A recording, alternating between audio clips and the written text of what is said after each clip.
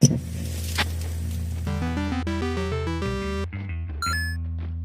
questionable state of Hideo Kojima's employment is a story about far more than Hideo Kojima's employment.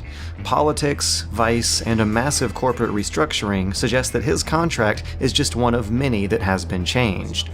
On March 19, 2015, Konami removed mention of Kojima's name from its executive positions and its Metal Gear Solid websites, and renamed his studio from Kojima Productions Los Angeles to Konami Los Angeles. That same day, while official Twitter accounts were reiterating their commitment to finishing MGS5, an anonymous source came out to GameSpot claiming Kojima was demoted to a contractor, scheduled to leave in December, and that his studio was given limited access to corporate internet, emails, and phone calls. The confusion and negative PR that has resulted has put in place a kind of communications lockdown. On April 14th, I tried reaching out to almost everyone connected with Kojima. Konami's official PR simply told me they have said all they're going to say on this subject, directing me to statements from a month earlier. Social media accounts for much of Kojima Productions have been deleted and are out of reach. When looking at Silent Hills, I called Norman Reedus' publicist, who told me they are not giving interviews about that game right now. Guillermo del Toro's fan mail account told me that the project is still in flux, no comment, before following up a week later on April 26 to tell a different person that the game was cancelled outright. But two people, much closer to Konami, did come out to me about injustices happening there, and one of them was willing to go into specifics. It's someone who wishes to remain anonymous, and before I go on, I want to stress the weakness of anonymous sources. This source could not provide any material proving their claims. Any conversation sourcing their info was not recorded. Although I did verify their position and I do trust them, I could not verify their information. For that reason, I've been really leery about sitting on top of what I think is good information, but it's not 100% set in stone. So consider what you're about to hear as rumors. All I can completely guarantee is that these rumors were not made up by me. They are rumors that have been circulating among Konami employees as of a week and a half before airing this video, and what they seem to do is clarify and justify a lot of existing facts that have been revealed in this past month. Regardless, the reasons why this person would choose to remain anonymous become clear with these 9 words. Hundreds of people are going to lose their jobs. Konami is going to burn the entire MGS franchise to the ground. Frequent blackouts, security doors not working, and people being forced to move their desks are the means by which upper executives are forcing employees to quit on their own terms. And in addition to Kojima's own team getting the axe, so too have the Dance Dance Revolution teams been facing mergers. These are hyperbolic claims, and without any transcripts or paperwork to back them up, I found myself questioning every one of them. The claim that the CEO of Konami plans to, quote, burn the entire MGS franchise to the ground contradicts the company's own earlier statement about continuing Metal Gear after MGS5. They're hiring for it right now, in fact, but outside of the typical Kojima studio, which strengthens the other claims of them closing down Kojima's studio and trying to remove him from the company for the sake of making less expensive products. The internet blackouts and the office inconveniences mentioned here seem like further specifications of the claims made by the GameSpot informant earlier. The source says that the timing of this move, of them dehumanizing Kojima's name away from his products and his studio, is happening months away from the wrap-up of MGS5 to keep them from suing and from speaking out, to essentially keep this scandal under wraps while the whole team is busy finishing up work on their career-defining game. And the overarching message that Konami is shifting resources away from expensive console games to cheaper mobile and gambling games, and doing it in a way that's far too quick and extreme, unfortunately seems to check out as well. As always, an edited transcript of our communication will be provided below.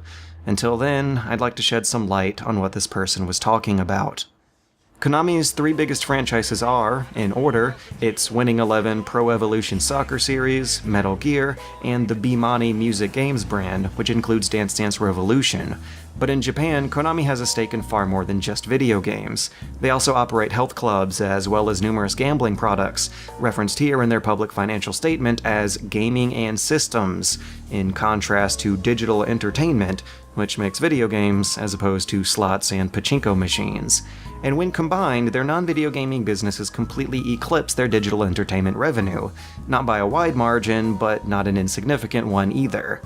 Kajimasa Kozuki, the 75-year-old founder of Konami, is still managing it as a CEO, and according to my source, a feud between him and Kojima is partially to blame for their breakup. It's likely that only their personal acquaintances know if that's actually true, but we do know that Kajimasa has invested in gambling, which is currently illegal in Japan. A political movement to legalize it has moved along last year up until hitting legislative gridlock in November 2014, and this was around the time Contra slots were revealed. We've got some great licensed product in Dungeons & Dragons, and we've got a new and exciting product that cracks into the Konami digital entertainment library called Neo Contra. On Tuesday, March 24th, 5 days after the Kojima story broke, Japanese lawmakers announced a move to resubmit last year's failed casino legislation, to be decided on in April. Once April arrived, Konami updated the Silent Hills website to remove the Koji Pro logo, with the company saying they've switched from a studio-based to a headquarters-based organization, which falls in line with what I was told on April 13th, with the insider telling me that the Dance Dance Revolution team has been merged with unrelated audio engineers, with employees no longer working on specific games as a team, but multiple games at once as a larger group. On the 16th and the 20th, I heard from Redis's publicist and Del Toro that they didn't want to talk about the state of Silent Hills. And on the 26th, it was announced that the Silent Hills playable teaser will be removed for downloading on the 29th.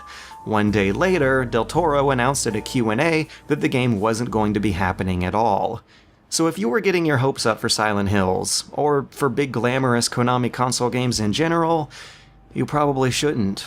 A lot of this information comes from unofficial secondary sources. A lot of it is speculation, but what it all seems to do is clarify some incredibly weird but confirmed facts that have been happening this past month. MGS5 may be Kojima's last hurrah, and it also comes as a long overdue wrap-up to this series, which was originally scheduled to finish with the second game in 2001. Metal Gear Solid sequels have always been some of the most expensive video games to produce, and sales have been slowing down since its first two games. At this point, Konami may no longer see the returns for an MGS sequel as high as number 6, with the series' continuity only appealing to more dedicated fans as the story gets more complicated. However, the brand still carries significant weight, as seen by the successes of non-Kojima, non-Metal Gear Solid spin-offs like Metal Gear Rising.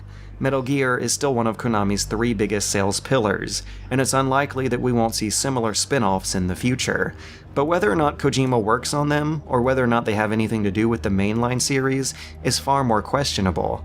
Nothing lasts forever, and the end of Metal Gear Solid had to come eventually. Each game has been written as if it was the last for the past decade, and now conditions seem primed for that to finally happen.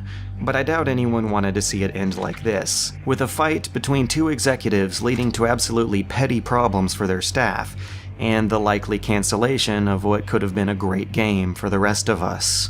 After 30 years of service, making probably billions of dollars in revenue for his employers, it's hard to imagine Konami suddenly treating Kojima this poorly.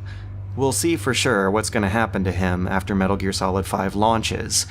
Until then, I'll try to stay optimistic. Remember that most of what's discussed here is based on rumors, not set in stone, and thus very likely to change as the year goes on. But at this point in history, it's hard to hope for the best anymore.